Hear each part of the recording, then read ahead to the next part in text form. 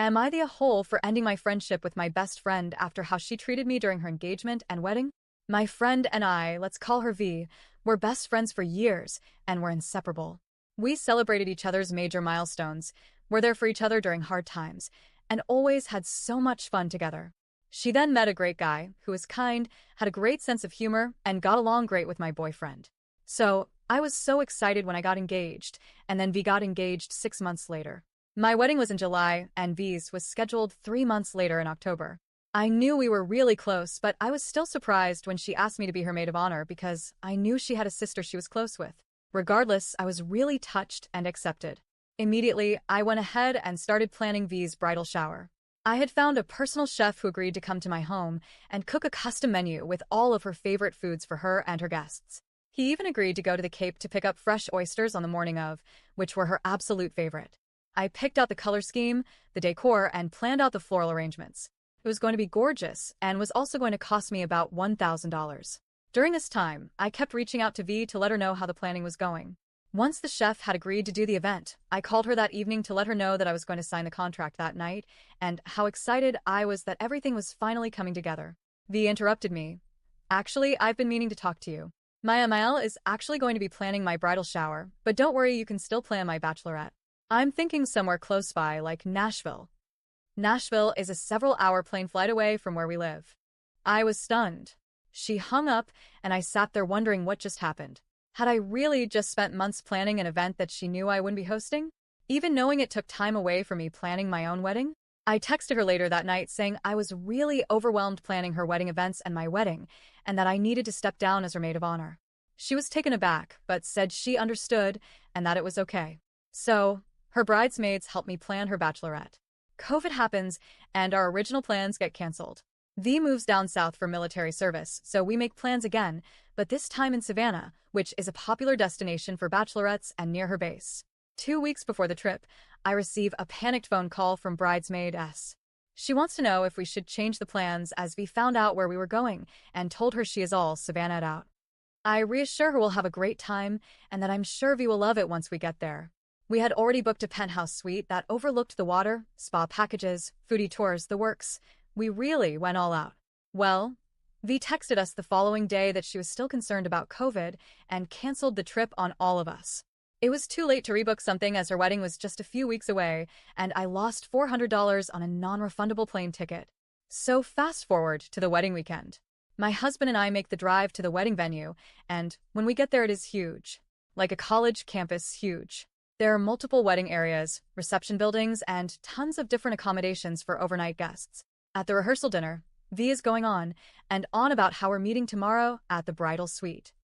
I had noticed when we checked in that the hair salon on campus is called the Bridal Suite. So, the next morning I walk over there with my dress, my makeup, shoes, and breakfast for the girls. I'm told I'm too early and that the appointment is later that day. I call V confused and ask her again where we're meeting. She sounds incredibly annoyed on the phone and just keeps reiterating she's at the bridal suite. I realize she's talking about her hotel room, and I ask her for the room number. I swear, I asked her 3 times 3 different ways, and she just kept getting more aggravated and saying, the suite is up the hill. Again, this is a huge campus and I've never been here before, so I have no idea where up the hill is. Also, mind you, this campus is on a mountainside, so everything could be construed as up the hill.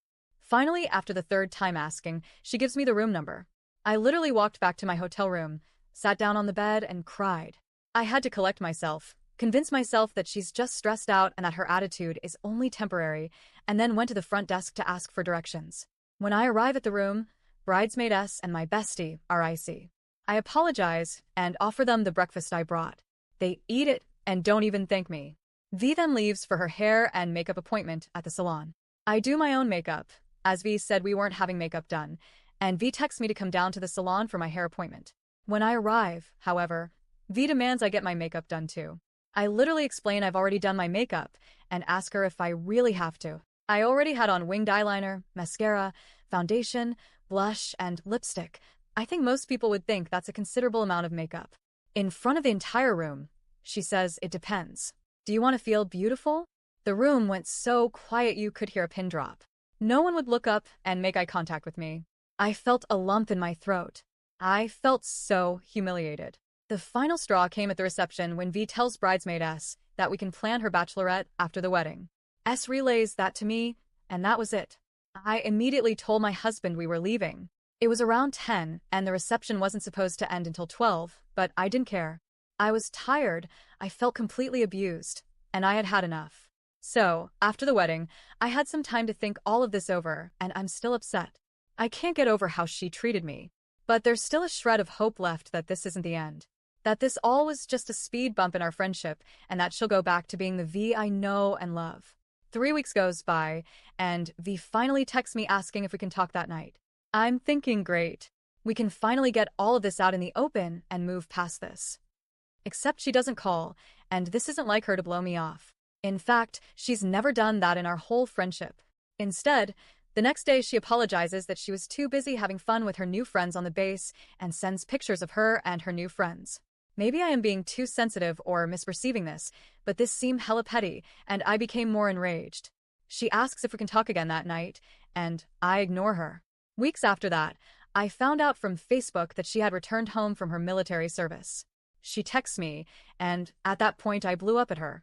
I told her not to text me again, and that I would text her when I was ready, knowing full well I would never text her. And then I just ghosted her. Am I the a-hole?